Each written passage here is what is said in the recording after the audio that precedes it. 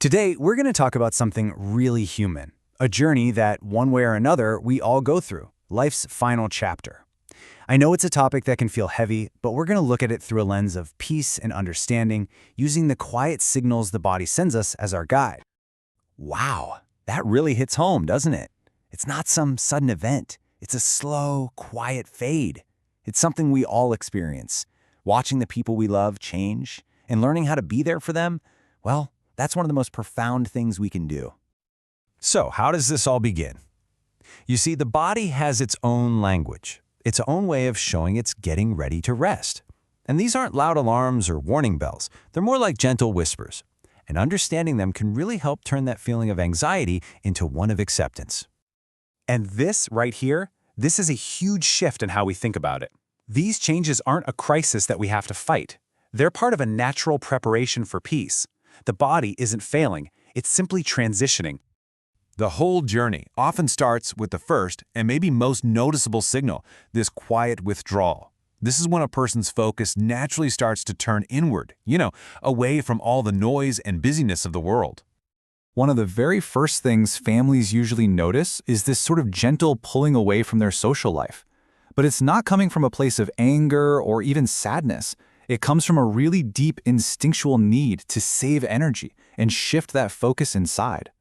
And this just paints the perfect picture of what that looks like day to day. Those big, lively conversations at dinner, they start to get shorter. The phone calls that used to go on forever now might only last a few minutes. They might seem a little distant, maybe lost in their own world. It's almost as if they're listening to something that only they can hear. So this is so important. We have to reframe what we're seeing. It is incredibly easy to mistake this for depression or loneliness, right? But it's something way more profound. It's the body and the soul just getting in sync for a final, peaceful rest. It really is preparation. All right, let's talk about the next common signal. And this is one that can cause a lot of worry for families. A really big change in appetite. You might see them turn away their absolute favorite meal, or just say that food tastes kind of dull. This is happening because as the body gets ready to slow down, its need for fuel just isn't what it used to be. The whole system is slowing, so that desire for food naturally fades away with it. And here we go again with that critical reframe. Our instinct is to push, right? To say, come on, you have to eat to get your strength back. But the body's purpose is changing. It's not focused on survival anymore. It's surrendering to the natural process of letting go. Okay, so we talked about the physical stuff, but what's happening on the inside? As the body winds down, the soul and the spirit are going through their own really beautiful and profound preparations. A lot of people, in their final stages, find this deep, almost sacred kind of peace.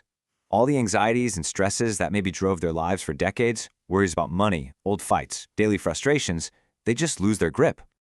This is where you see some real emotional housekeeping. Grudges they might have held for 50 years, poof, gone.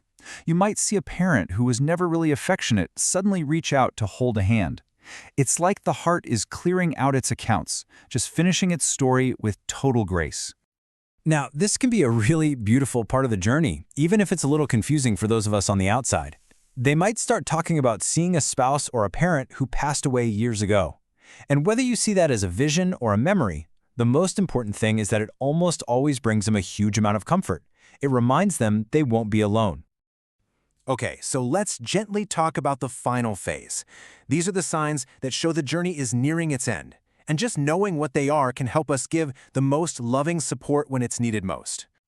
One of the most sacred and honestly most misunderstood signs is what people call the last burst of energy. It can feel like a miracle, but it's actually a pretty well-known part of this process. So here's how it often plays out. After maybe a few days of being very weak and sleeping a lot, they might suddenly wake up with this incredible clarity. They'll talk, they'll laugh, they'll connect. This is the body's final, beautiful gift. It's a window for goodbyes. It's so important to cherish this moment, not as a sign of recovery, but as this precious, final opportunity to connect before they settle back into peace. So, with all this understanding, how can we be the best support?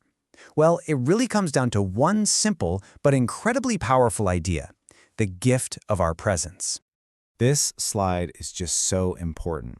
Our loving instinct is to fix things, right? To fill the silence with chatter, to push them to eat just one more bite, to talk about a future they're not going to have. But what they truly need is just our calm presence, to just sit with them quietly, to honor what their body is telling them, and to listen, to really, really listen to the stories they want to share. And that's really the heart of it all. Our role isn't to be a warrior fighting a battle against death. Our role is to be a companion, just walking alongside them, making the path a little softer with our love and our understanding. In these last moments, the most powerful messages we can give are often the simplest. A gentle touch on the hand, a soft whisper that just says, "You are not alone." Letting them know that their life had meaning, that they made a difference, and that they'll be held in our hearts forever. You are loved. And finally, maybe the greatest gift of all, giving them permission. Releasing them from the fight, telling them that we're going to be okay and that they can let go. You can rest now. You see, by understanding these silent signals, we're given a choice. We can react with fear, or we can respond with presence. We can try to fight against the current, or we can help guide the vessel peacefully to the shore. So the question isn't about how to avoid the end, but about how we choose to fill that final chapter with grace, dignity, and most importantly, with love.